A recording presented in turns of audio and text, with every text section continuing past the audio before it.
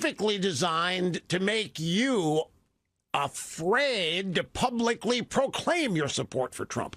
It is about you beginning to be afraid to support Trump because of the reaction you're going to get from people who are being treated to all this salacious stuff.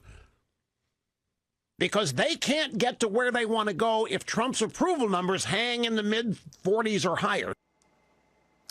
Russia's right.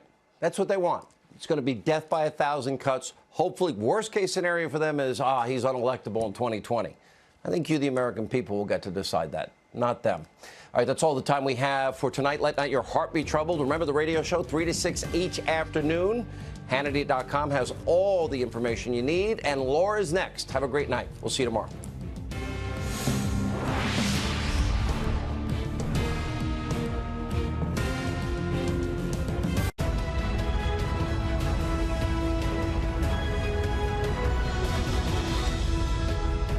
Hey everybody, I'm Laura Ingraham. This is the Ingraham Angle from New York City tonight.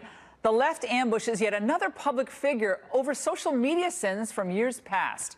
This time, a USA Today writer uncovers tweets by newly chosen Heisman winner Kyler Murray, written when he was 14 years old. Now, what public good does this serve, and where does this all end? Plus, an alarming report about police recruits plummeting in 2/3 of the departments across the country. Could the constant derision of our law enforcement end up leading to a public safety crisis? We're going to explain. And why do advocacy groups seem to care more about illegal immigrants seeking shelter rather than focusing on American vets or our mentally ill who are living on the streets? An Ingraham Angle examination of that later in the show. But first, Comey's convenient memory loss and the search for answers. That's the focus of tonight's Angle. Well, it may be time to send over some, Prevagen over to the former FBI director, Jim Comey. He seemed to experience some severe amnesia during his closed-door testimony before the House Judiciary and Oversight Committees on Friday.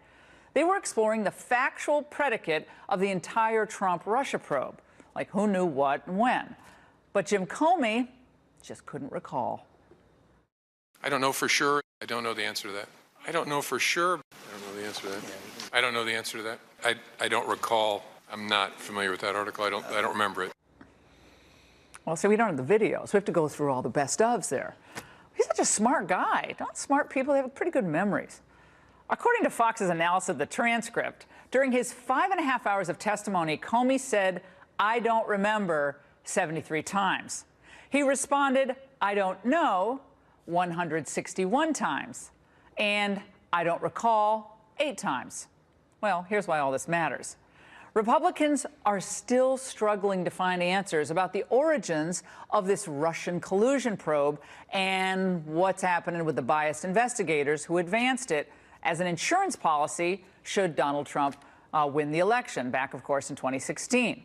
Well, when asked if he could recall who wrote this initiation document for the Russia probe in July of 2016, Comey had no recollection. He also claimed to have no knowledge of the involvement of Peter Strzok. He's a lead FBI investigator who led the Clinton email probe, whose text to girlfriend Lisa Page included gems like this: "Trump's abysmal, hoping people will just dump him."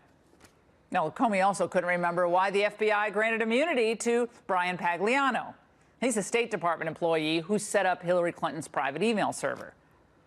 Well, Comey's got more blank spots than Christine Blasey Ford. Similarly, he couldn't remember anything about the British spy Christopher Steele passing his dossier along to Justice Department official Bruce Orr. Well, of course, it was Orr who forwarded it to the FBI, sparking the surveillance of Trump campaign figures. Remember Carter Page? But the few details that Comey had clarity on raise important questions. He told Congress that the details of the Steele dossier were unverified when they were used by the FBI to secure surveillance warrants of Trump campaign advisor Carter Page.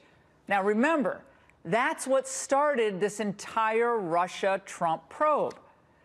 Comey also maintained that it was not necessary for the FBI to validate the sources of the dossier. With questions outstanding, Comey will be further grilled by Congress next year. Well, as the clock is running out on the Republican efforts to get answers, well, Democrat Jerry Nadler, who'll soon take over the House Judiciary gavel, has already announced his first order of business: to shut down all investigation of possible corruption at the FBI and Department of Justice, shut down their handling of the Hillary email probe, and all inquiry into the political motivations behind the Trump-Russia investigation. So once Nadler takes the reins, it's all over. When you become chairman, are you officially going to end this investigation? Yes. Why? Because it's a waste of time to start with, and there's nothing. The entire purpose of this investigation is to cast aspersion on the real investigation, which is Mueller. There's no evidence whatsoever of bias at the FBI or any of this other nonsense they're talking about. Well, this other nonsense speaks directly to the credibility of the Mueller probe and calls it into question. Isn't Nadler in the least bit curious about the origins of the Steele dossier and possibly that American citizens were erroneously surveilled to serve a purely political end? And what role did Memory Challenge Comey play in all this? The Department of Justice Inspector General report did question Comey's judgment about the Clinton email investigation as well as the Russia probe. And they're still investigating, by the way, that Comey leaking of his own memo to the file after his conversation with the president. Remember when he sent it over to his friend at the New York Times? That investigation is ongoing. But Nadler and company want to bury all those concerns and rush right to the end game. There's only one investigation Nadler means to keep alive, and that's Mueller's. The incoming chairman already believes the Southern District of New York's contention that the president instructed his lawyer to pay settlement to two women during the campaign, well, that's a felony, directing a felony. Bingo. That's grounds for impeachment. If it's proven, are those impeachable offenses? Well, they would be impeachable offenses. Whether they are important enough to justify an impeachment is a different question, but certainly they'd be impeachable offenses because even though they were committed before the president became president, they were committed in the service of fraudulently obtaining the office. Translation: rejoice, deep state. In the end, we may end up where this Russia probe began. Partisans misusing the tools of justice in a brazen attempt to drive a president from office. But no matter what Nadler says, no matter how he tries to rush the public along to impeachment, questions linger, disturbing questions linger, about the political nature of this entire collusion probe. And we will get answers, whether James Comey recalls them or not. And that's the angle.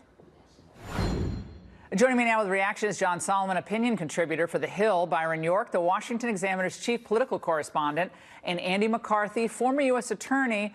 Both are Fox News contributor, and also, talk about an all-star panel, former Attorney General Mike Mukasey. General Mukasey, you were chomping at the bit over there. I mean, Comey, amazing amnesia that he had. So, we've heard for years he is smart as a whip, he is focused, he is a detail-oriented individual. Memos to the file, he wrote them regularly.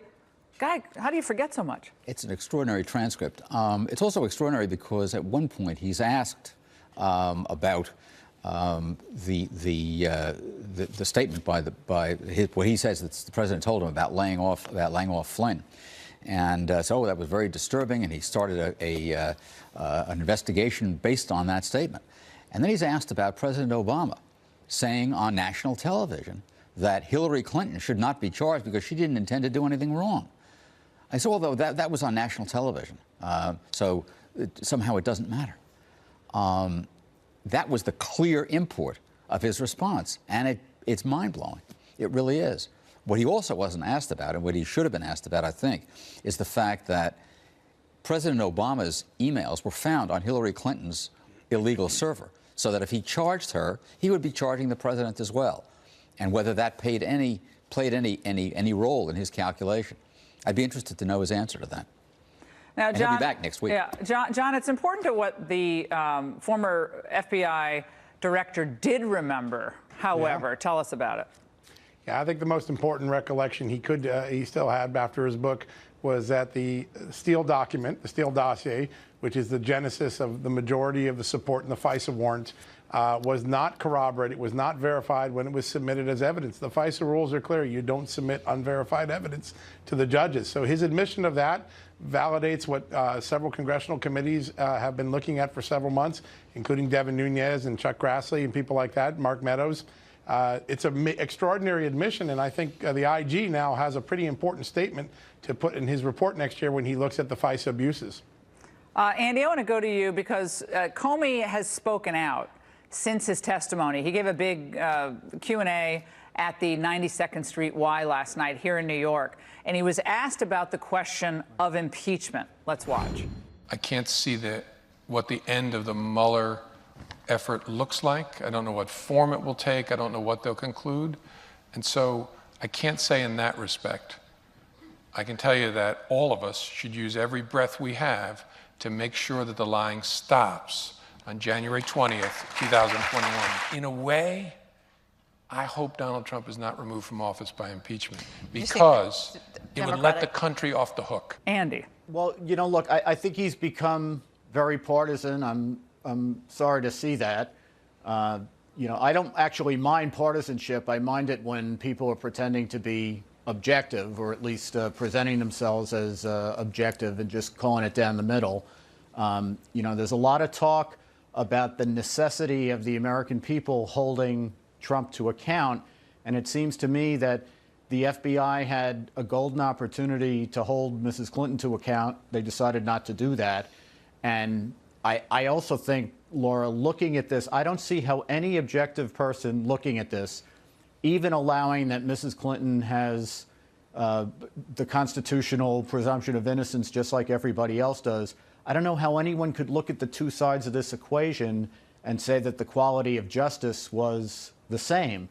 So if we're going to talk about accountability, I think we should talk about accountability. Yeah, Byron, the scales of justice tipping one way. Hillary's top aides get immunity. We don't know why they were granted immunity. If anyone on this panel knows, I don't think we've been fully told why Cheryl Mills or Huma Abedin were given immunity, and why this other guy was let off the hook, Pagliano, that apparently, you know, Comey had no memory of. He's the guy who set up the email server. Why is he given immunity?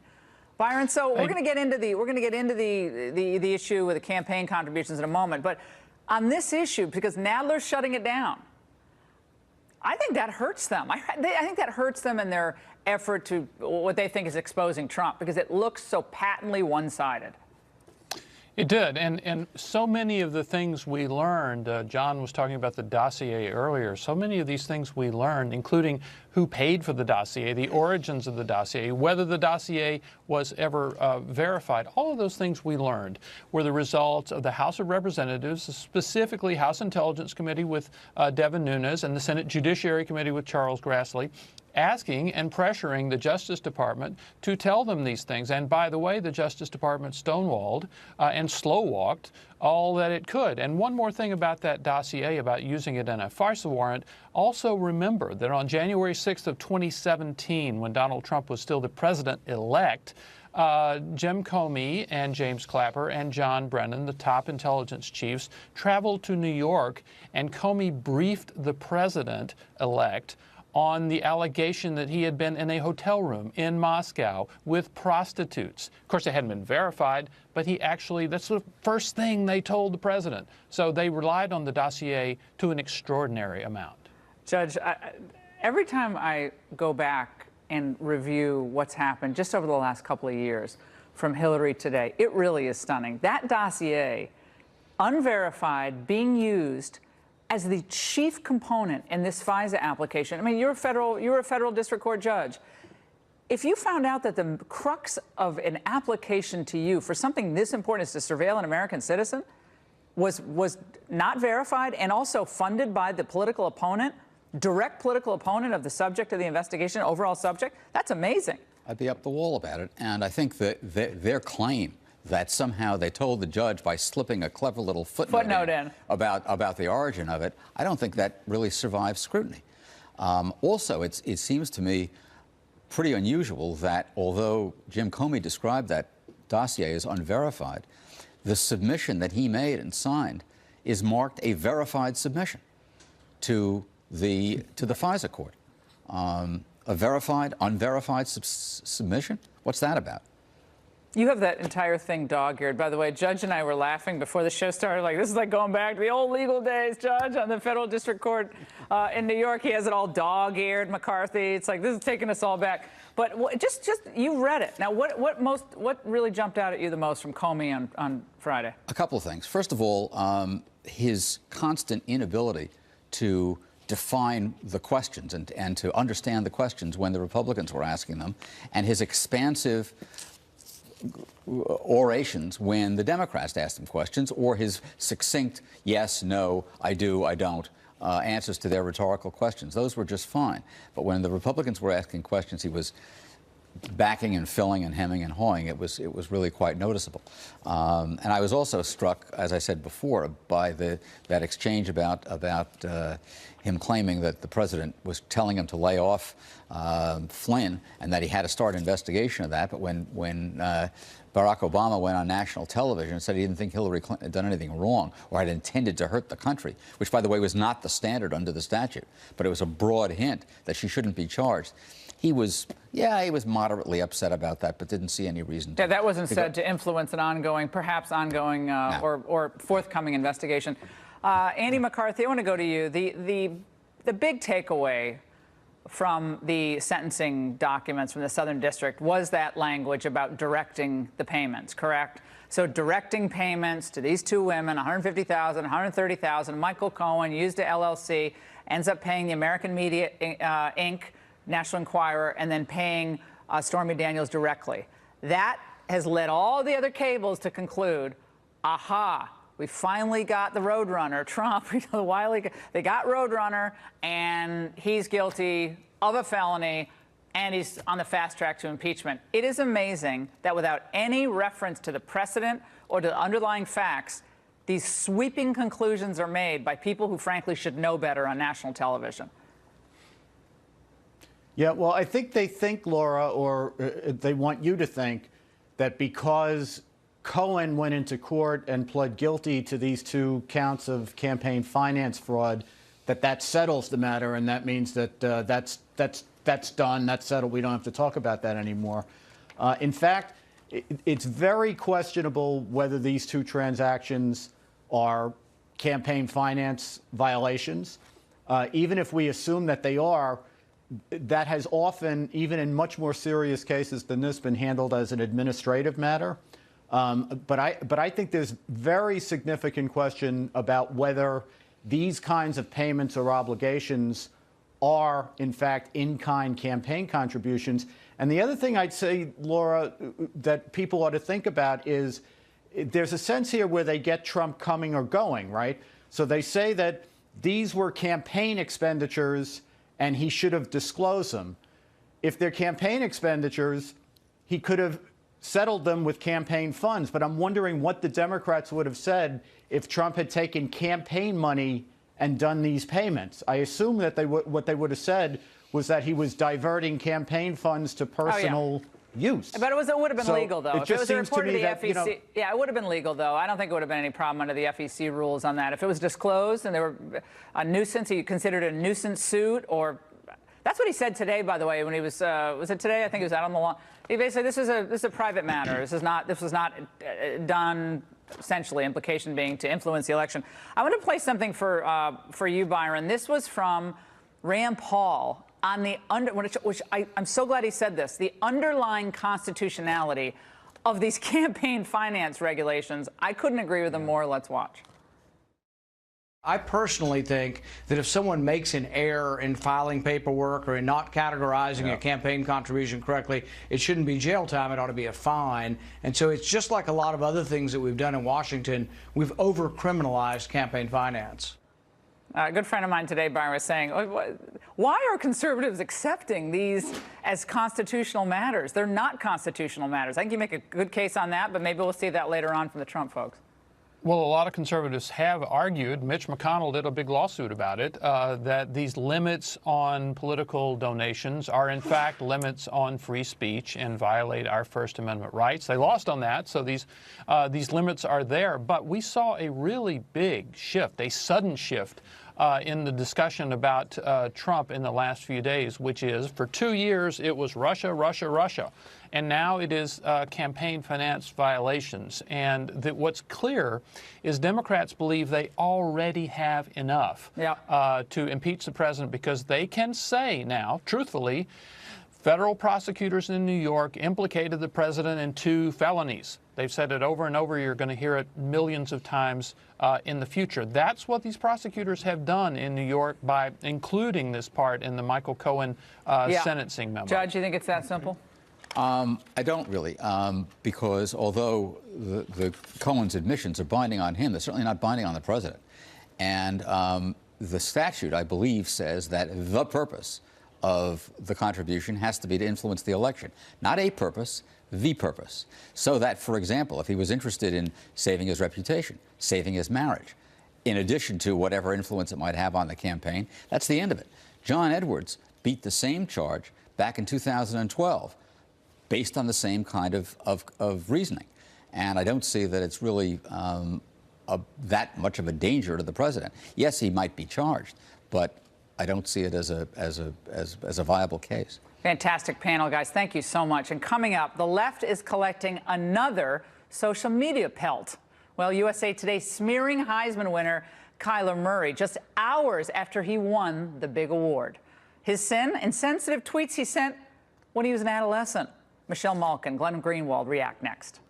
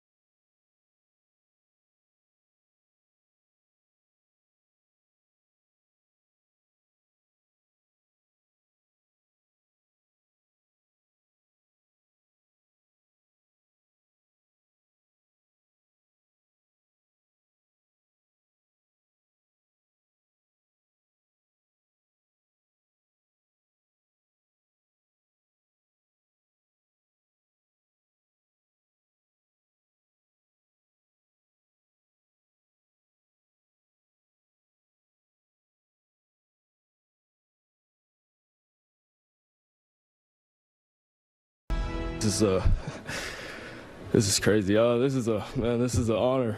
Something that I'll never forget, and something I'll always cherish for the rest of my life. That was Oklahoma quarterback Kyler Murray accepting the coveted Heisman Trophy over the weekend.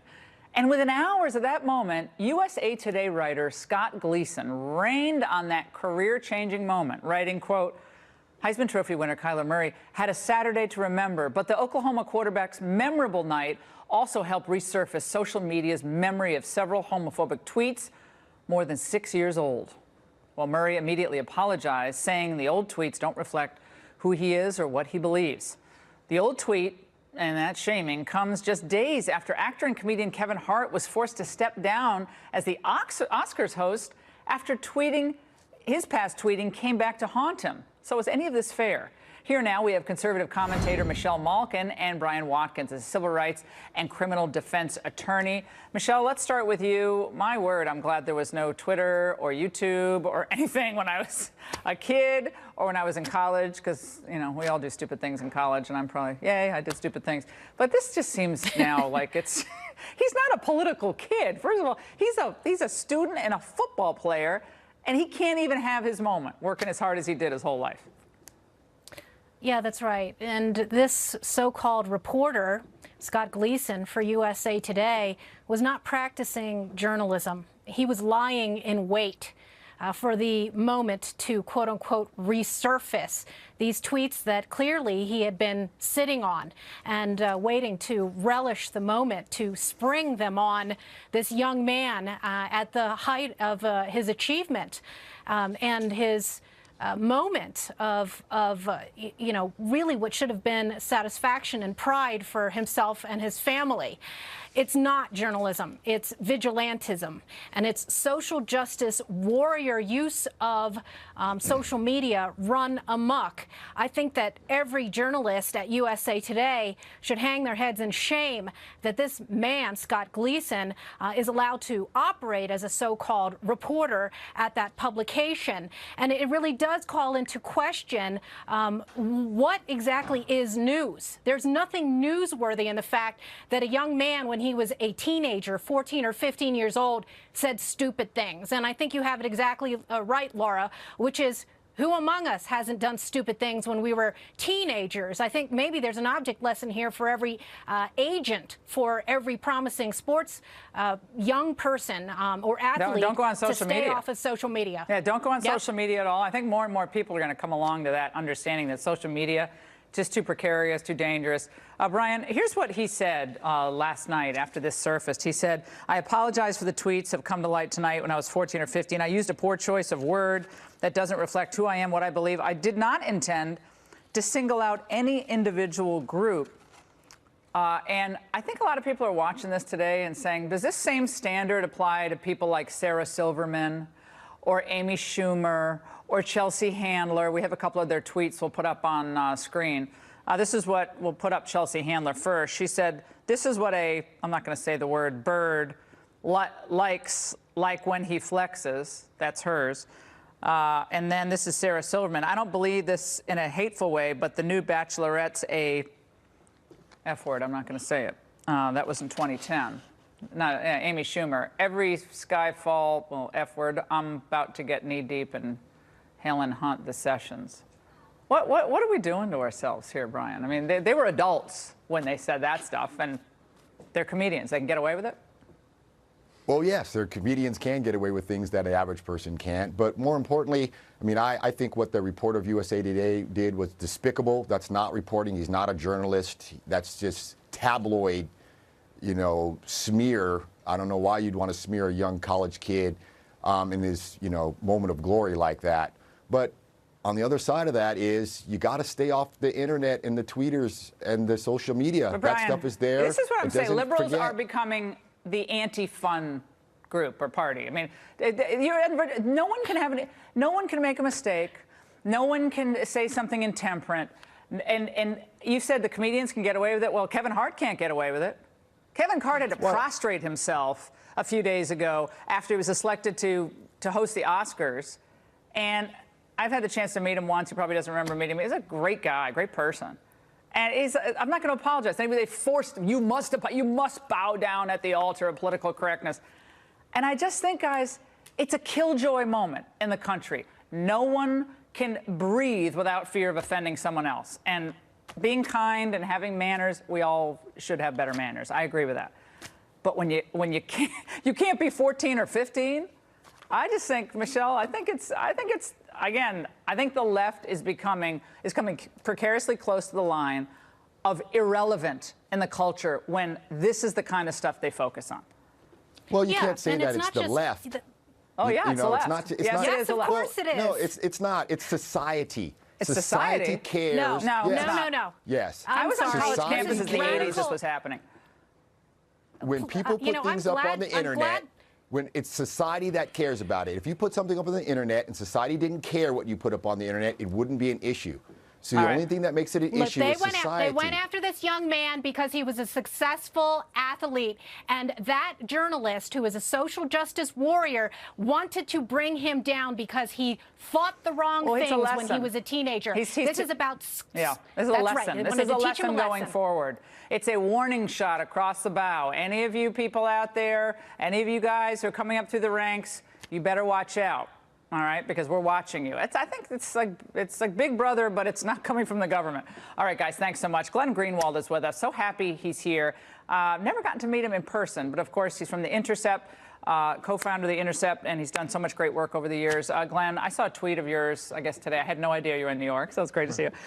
This is kind of nuts. I mean, I'm just so glad I didn't grow up in the era of all this stuff, and if it makes me a fuddy-duddy to say that, I'm fine with that. That's my reaction was the thing for which I'm most grateful is there was no internet when I was an adolescent. And, you know, I'm somebody who actually worked for several years to protect the internet, to defend privacy on the internet because it's such a critical innovation. So when I hear things like stay off social media, stay off Twitter, as the father of 2 children, 10 and 8, that really disturbs me. The internet's a really important means of communication, but it is true that if we signal to people that your every word will be forever scrutinized for propriety, even in adolescence, the purpose of which is to rebel and test limits, we're either going to destroy the internet or breed a really conformist society where everyone's petrified of ever sounding an off-key note, and both of those are equally terrible. Yeah, I mentioned the issue of Kevin Hart hosting was going to host the Oscars.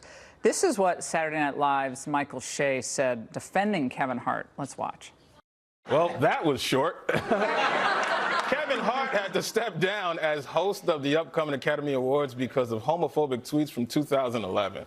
But didn't the Academy nominate Mel Gibson for an award just last year? So if Kevin Hart isn't clean enough to host the Oscars, then no black comic is. The only black comic I know that's cleaner than Kevin Hart is booked for the next 3 to 10 years.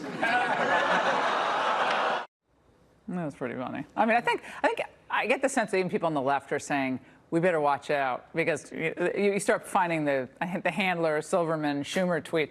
I don't think they should never work again because they sent those tweets out. I mean, I think everyone's just got to take a breath. And everyone should be able to poke fun of everybody else. I mean, no group should be off limits, frankly, except kids. And I think the question is, do we want to judge everybody by the worst possible moments that we can find about them and then hold trial by the internet? That's one of the things that's really toxic as well. I went dying to talk to you about what you think now that this Comey testifies on Capitol Hill. You probably saw some of that. What were your thoughts? I mean, I think if you go back to 2016 and look at the reason why there was a special counsel in the first place, the argument was that we suspect the Trump campaign might have conspired or aided and abetted in the hacking, which was the crime. And we are so far removed from that, where even Jim Comey said during his tenure he was aware of no evidence proving any of that. We're now celebrating Stormy Daniels payments and the possibility that maybe Jared Kushner once met somebody who was a Russian national. We're so far afield from what the original investigation was that people barely remember why it existed any longer. And what was interesting is they keep saying, well, all these Russian contacts. And if someone calls Trump Tower, who says they're a trusted source close to the Kremlin, and they talk to Michael Cohen for 5 minutes, and Michael Cohen's like, we're not following up on this. That's a contact. Like, again, that's part of the narrative. And it's like, wait a second, that didn't go anywhere. They rebuffed anything. Russia's like a big and important country. And if you're doing politics or you're doing business, you're doing real estate, you're going to end up talking to Russians. And I don't think we want to create a climate where having communications with Russians, people of Russian national origin or Russian citizenship is a crime, but that is essentially the climate that has been created. People in Washington are petrified to talk to Russians at this Maybe we point. should go over to the Russian tea room. Want to go? I think that would be very incriminating, especially if we get it together. Exactly. Glenn Greenwald, thanks so much. And could years of anti-cop rhetoric be responsible for starving American police departments for new recruits? Oh, that's scary. A debate over that next.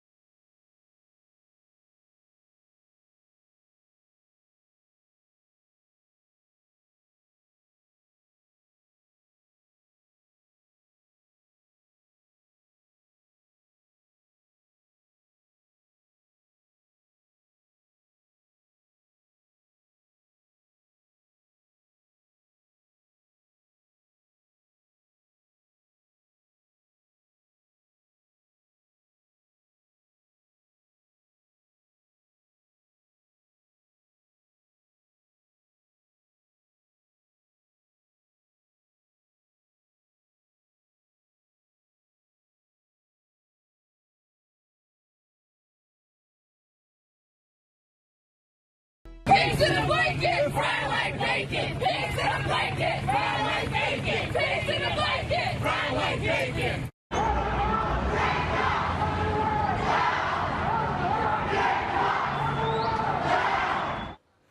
Now, those chants have become common refrains across the country in the wake of police-involved shootings. Well, a new study shows that they may have a chilling effect on the new police recruiting classes.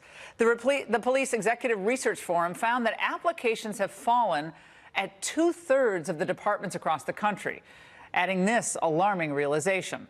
Although the U.S. population has risen from 267 million in 1997 to 323 million in 2016, the number of full-time sworn officers per 1,000 U.S. residents has dropped from 2.42 in 1997 to 2.17 per 1,000 residents in 2016. Joining me now is Heather McDonald, the Thomas W. Smith Fellow at the Manhattan Institute and author of the book, The War on Cops, along with Fox News political commentator and co-host of The Five, Juan Williams. All right, Heather, you have written extensively about the issue of the police and their relationship to local communities across the country.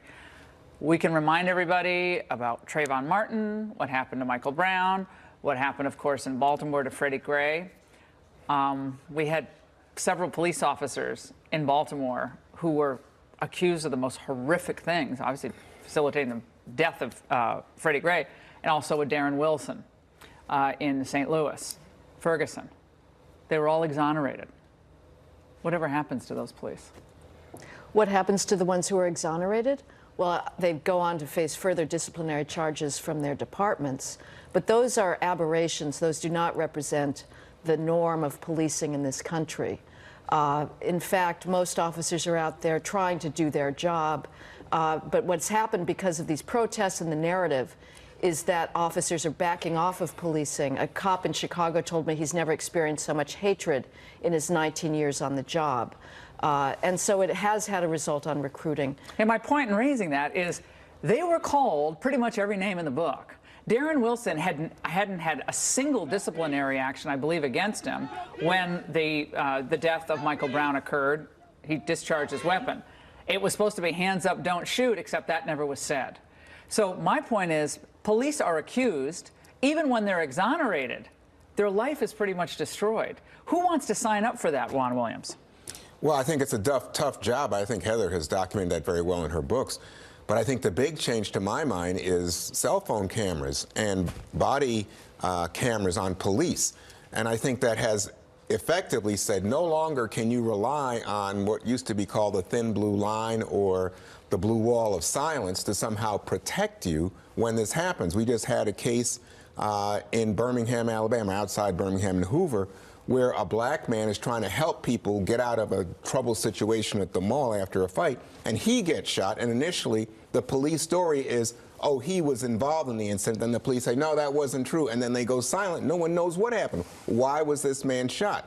And similarly, we've had other cases like this. I mean, obviously, I think a lot of people remember Philando Castile in Minnesota, where he's in a car. He says to the police officer, you know, I am legally allowed to carry a registered gun, and he still gets shot in his car in front of his girlfriend and his kid. Those are horrific examples. Right. And if there is racism in an individual that compels him or her to shoot another individual just willy-nilly because of the color of skin, the person should be prosecuted to the fullest extent of the law, never Well, it's never not to be only seen race. again. I think there are other issues here, Laura, but specifically I would point to mental illness. I think a lot of people who get shot by cops have mental issues. And if you have mental issues and a minority in a bad neighborhood, police, of course, are nervous. They're concerned about their own safety. Here's the problem. Now, 2014, 2015, Heather, you know this study came out in August. Rutgers University looked at that, basically that year of police-involved shootings. Black cops were just as likely to shoot a black individual as white police officers.